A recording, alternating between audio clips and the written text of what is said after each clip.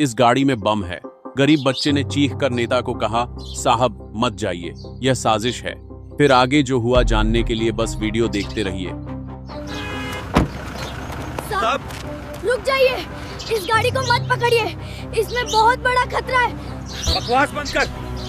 तू कौन है जो मुझे रोक रहा है? शाम के 5 बजे थे। राष्ट्रीय राजमार्ग नंबर 8 पर हलचल थी। गाड़ियों का शोर, हॉर्न की आवाजें और लोगों की भीड़।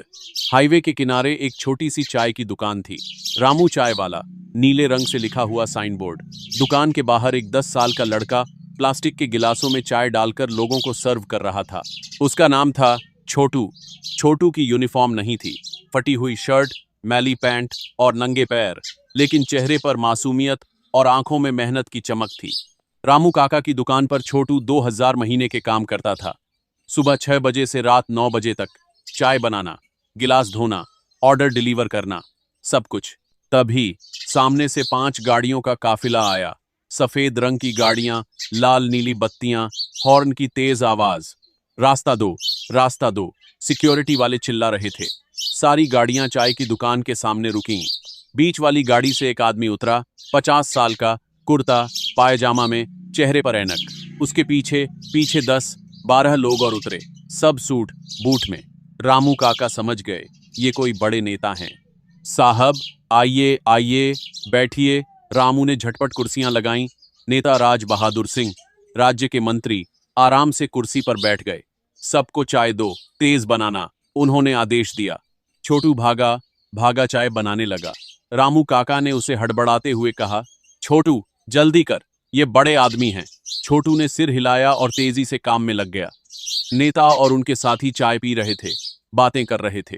सर, मीटिंग 7 बजे है, हमें जल्दी पहुंचना होगा, एक सहायक ने कहा। हाँ हाँ, बस 10 मिनट और, नेता ने जवाब दिया। छोटू चाय के गिलास लेकर सबको सर्व कर रहा था।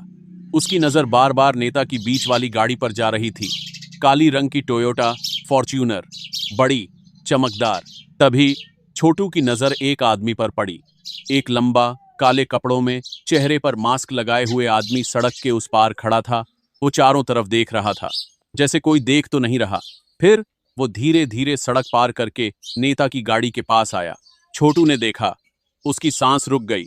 वो आदमी झुका और नेता की गाड़ी के नीचे कुछ लगा दिया। एक छोटा सा डिब्बा, काले रंग का, जिसमें लाल हरी बत्तियां टिमटिमा रही थीं। फिर वो आदमी तेजी से उठा और भाग गया। छोटू सकते में आ गया। ये क्या था? छोटू का दिल जोर जोर से धड़कने लगा। उसे समझ नहीं आ रहा था कि क्या करे। शायद कुछ गिर गया होगा उस आदमी से, उसने सोचा। लेकिन फिर उसे याद आई टीवी पर देखी हुई खबरें, बम, धमाके, आतंकवाद। नहीं, कहीं वो। छोटू ने चाय के गिलास नीचे रखे और धीरे धीरे नेता की गाड़ी के पास गया। उसने झुककर गाड़ी के नीचे देखा और उसकी आंखें फटी की फटी रह गईं। एक छोटा सा डिब्बा जिसमें तारें लगी हुई थीं, एक छोटी सी घड़ी और लाल बत्ती। टिक टिक टिक, बम छोटू के मुंह से निकला। उसके हाथ पैर कांपने लगे, सांस तेज हो गई। अगर नेताजी गाड़ी में बैठ गए तो? छोटू ने पीछे मुड़कर देखा। नेता अपनी चाय खत्म कर रहे थे। मुझे उन्हें बताना होगा। कोई नहीं सुनता। छोटू दौड़ा, नेता के पास गया। सर रुकिए। लेकिन सिक्योरिटी गार्ड ने उसे धक्का देकर रोक दिया। भाग यहां से, नेताजी से कोई भी नहीं मिल सकता। लेकिन गाड़ी में, छोटू ने कहने की कोशिश की। चल हट, गार्ड ने उसे और धक्का दिया। छोटू गिर गया, उसके घुटने छिल गए। नेता उठ गए, पैसे निकाले और रामू को दिए। चलो, देर हो रही है। सब लोग अपनी अपनी गाड़ियों की तरफ बढ़े। छोटू उठा, दर्द भूलकर वो फिर चिल्लाया, सर गाड़ी मत चलाइए, उसमें बम है। लेकिन शोर में उसकी आवाज दब गई। नेता अपनी गाड़ी में बैठ गए। ड्राइवर ने गाड़ी स्टार्ट की। काफिला चलने लगा। छोटू के आंसू निकल आए। नहीं, मुझे कुछ करना होगा। Check post. छोटू ने देखा, 200 मीटर आगे एक पुलिस चेक पोस्ट था। उसने अपनी पूरी ताकत लगाई और भागा। तेज, बहुत तेज। उसके पैर छिल गए थे, सांस फूल रही थी, लेकिन वो नहीं रुका। चेक पोस्ट पर एक पुलिस कांस्टेबल खड़ा था, रमेश सिंह, मोटा, मूंछों वाला, हाथ में डंडा। छोटू उसके सामने आकर रुका, हांफते हुए बोला, सर, नेता की गाड़ी, बम है। रमेश सिंह ने छोटू को ऊपर से नीचे तक देखा। गंदे कपड़े, छिले घुटने, सांस फूली हुई। क्या बकवास कर रहा है, भाग यहां से, रमेश ने डंटा। नहीं सर, सच में, मैंने अपनी आंखों से देखा, एक आदमी ने गाड़ी के नीचे बम लगाया। रमेश गुस्से में आ गया। तू मुझे बेवकूफ बना रहा है? ये कोई मजाक का टाइम है? उसने छोटू को जोर से धक्का दिया। छोटू फिर से गिर गया। सड़क पर कोहनी छिल गई, खून निकलने लगा। भाग यहां से, वरना तुझे जेल में डाल दूंगा। छोटू रोने लगा, लेकिन उसने हिम्मत नहीं हारी। वो फिर उठा, रमेश के पैर पकड़ लिए। सर प्लीज, मैं झूठ नहीं बोल रहा, नेताजी मर जाएंगे, प्लीज मेरी बात सुनिए। छोटू की आंखों में सच्चाई थी, आत्मविश्वास था और जिद थी। रमेश रुक गया। उसने छोटू की आंखों में देखा। ये सच बोल रहा है? छोटू ने सिर हिलाया, रोते हुए बोला, सर, मैंने अपनी आंखों से देखा, काले कपड़ों वाला आदमी, उसने गाड़ी के नीचे कुछ लगाया, लाल बत्ती टिमटिमा रही थी। प्लीज सर, विश्वास कीजिए। रमेश के दिल में शक हुआ, डर भी। अगर ये सच बोल रहा है तो उसने तुरंत वॉकी टॉकी उठाया। हेलो हेलो, आगे के चेक पोस्ट, तुरंत नेता राज बहादुर सिंह की गाड़ी रोको, इमरजेंसी है, काफिला रुकता है। आगे की चेक पोस्ट पर 3 पुलिस वाले खड़े थे। वॉकी टॉकी से आवाज आई, तुरंत नेता राज बहादुर सिंह की गाड़ी रोको, emergency. Police inspector Vinod Sharma ने तुरंत अपने जवानों को इशारा किया, जल्दी बैरिकेड लगाओ, गाड़ी रोको। 2 पुलिस वालों ने सड़क पर लोहे की बैरिकेड खींचकर लगा दी। हाथ उठाकर गाड़ियों को रुकने का इशारा किया। नेता का काफिला तेजी से आ रहा था। ड्राइवर ने ब्रेक मारा। सभी 5 गाड़ियां एक एक करके रुकीं। नेता राज बहादुर सिंह की गाड़ी बीच में। गाड़ी का शीशा नीचे हुआ। नेता ने गुस्से से बाहर झांका। क्या है? हमें क्यों रोका? इंस्पेक्टर विनोद शर्मा आगे बढ़े। सर, माफी चाहता हूं, लेकिन हमें एक इमरजेंसी कॉल आई है, आपकी गाड़ी चेक करनी होगी। नेता आग बबूला हो गए। तुम्हें पता है मैं कौन हूं? मैं राज्य का मंत्री हूं, मुझे इंपॉर्टेंट मीटिंग में जाना है, तुम मुझे रोकने की हिम्मत कैसे की? नेता के साथी भी अपनी गाड़ियों से उतरने लगे। ये क्या बदतमीजी है?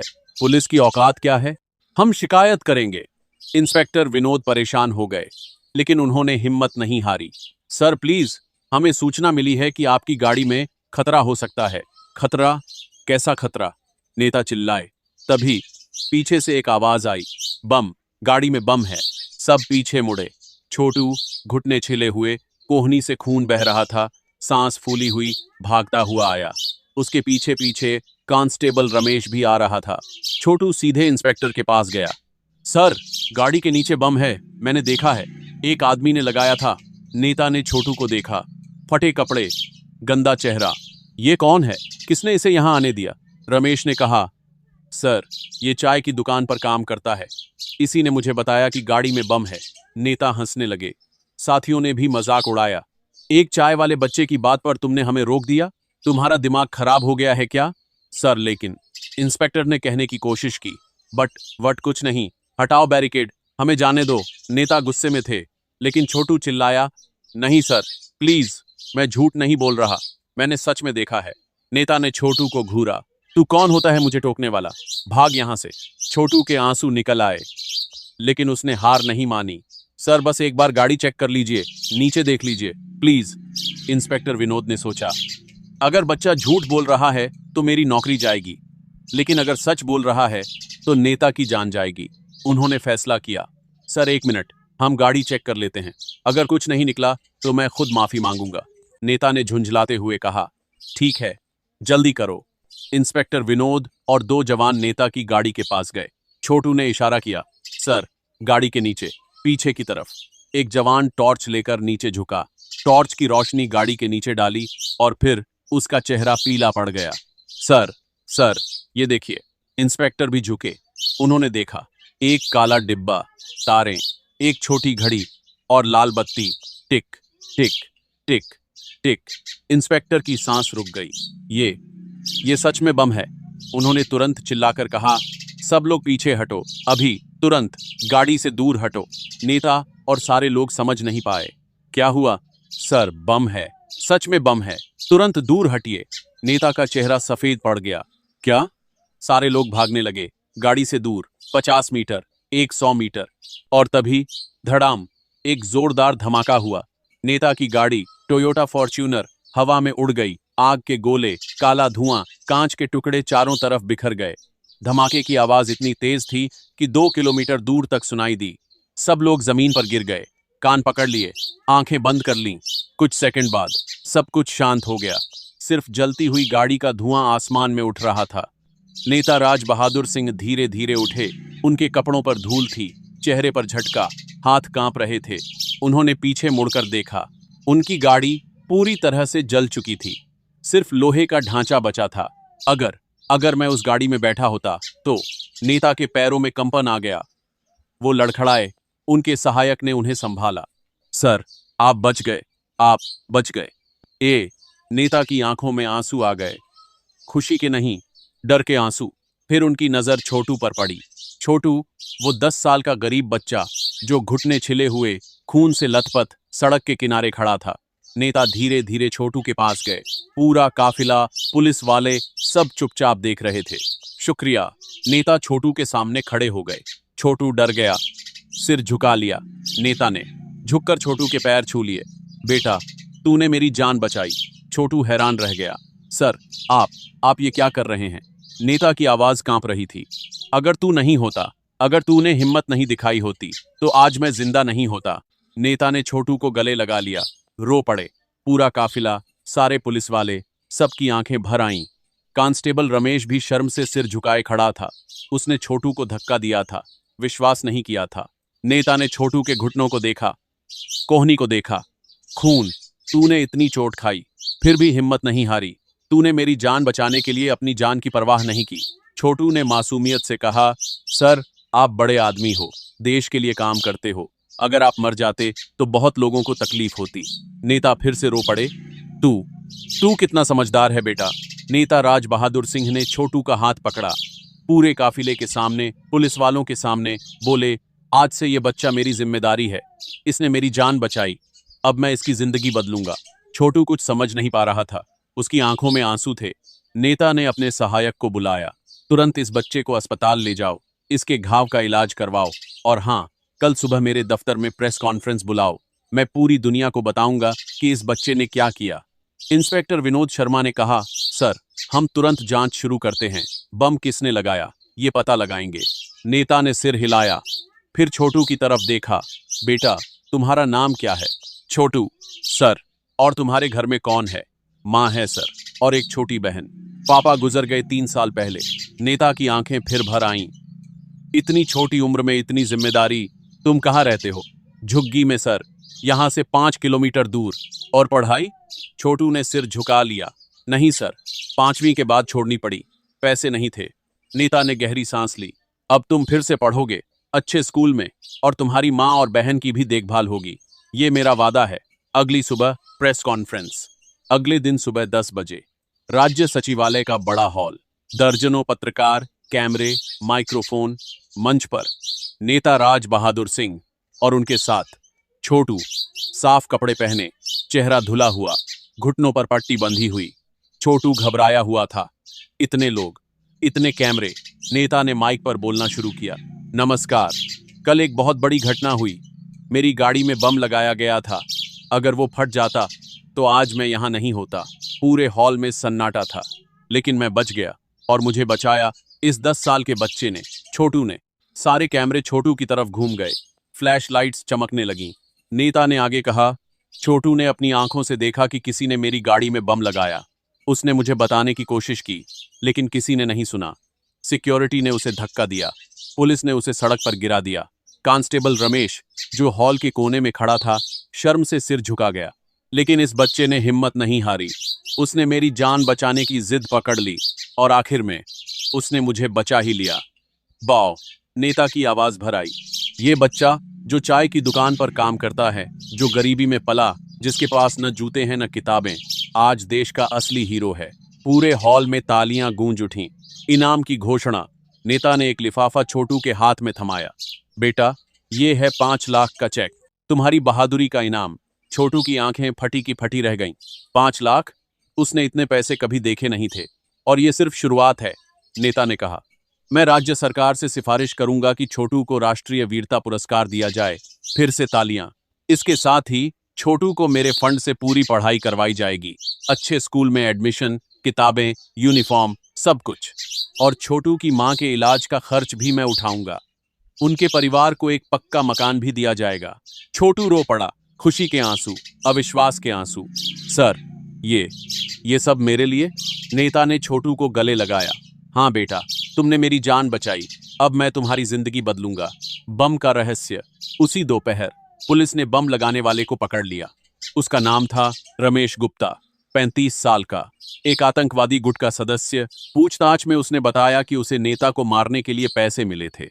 नेता एक भ्रष्टाचार केस में गवाह थे और कुछ लोग उन्हें खत्म करना चाहते थे, लेकिन छोटू की वजह से वो प्लान फेल हो गया।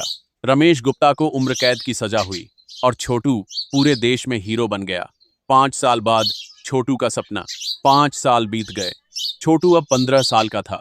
एक अच्छे प्राइवेट स्कूल में 10वीं क्लास में पढ़ता था, हमेशा टॉप करता था। उसकी माँ स्वस्थ थी, बहन भी स्कूल जा रही थी। वो सब एक पक्के मकान में रहते थे। छोटू ने एक इंटरव्यू में कहा, मैं बड़ा होकर पुलिस ऑफिसर बनूंगा ताकि और लोगों की जान बचा सकूं। नेता राज बहादुर सिंह, जो अब मुख्यमंत्री बन चुके थे, ने टीवी पर कहा, छोटू मेरे लिए बेटे जैसा है। उस दिन उसने सिर्फ मेरी जान नहीं बचाई, उसने मुझे सिखाया कि असली ताकत पैसे में नहीं, हिम्मत में होती है। सबगक। दोस्तों, छोटू की कहानी यहीं खत्म होती है। एक चाय की दुकान पर काम करने वाला गरीब बच्चा, जिसे किसी ने नहीं सुना, जिसे धक्के दिए गए, जिसे सड़क पर गिराया गया, आज पूरे देश का हीरो है। ये कहानी हमें सिखाती है, हिम्मत कभी मत हारो। छोटू को कई बार धक्के लगे, लेकिन उसने हार नहीं मानी। सच बोलने से मत डरो। छोटू ने सच देखा और बोलने की हिम्मत दिखाई। छोटी उम्र का मतलब छोटी सोच नहीं। 10 साल के बच्चे ने एक मंत्री की जान बचाई। दूसरों की मदद करना सबसे बड़ा धर्म है। छोटू को पैसे नहीं चाहिए थे, सिर्फ किसी की जान बचानी थी। गरीबी कोई अपराध नहीं। छोटू गरीब था, लेकिन उसका दिल सबसे अमीर था। अगर इस कहानी ने आपके दिल को छू लिया हो, अगर आपको लगता है कि हिम्मत ही सबसे बड़ी ताकत है, अगर छोटू की बहादुरी ने आपको इमोशनल कर दिया, तो इस वीडियो को एक जोरदार लाइक जरूर करें और कमेंट में लिखें, छोटू असली हीरो है। इस कहानी को अपने दोस्तों और परिवार के साथ शेयर करें, ताकि सब जानें कि हिम्मत और सच्चाई की हमेशा जीत होती है। और हाँ, ऐसी ही दिल को छू लेने वाली, प्रेरणादायक और जीवन का सच सिखाने वाली कहानियों के लिए हमारे चैनल को सब्सक्राइब और फॉलो करना बिल्कुल मत भूलना। अगली कहानी में फिर मिलेंगे, एक नया सबक, एक नई प्रेरणा और एक नया जीवन का पाठ लेकर। तब तक के लिए हिम्मत रखिए, सच बोलिए और कभी हार मत मानिए। जय हिंद, जय हिम्मत, जय सच्चाई।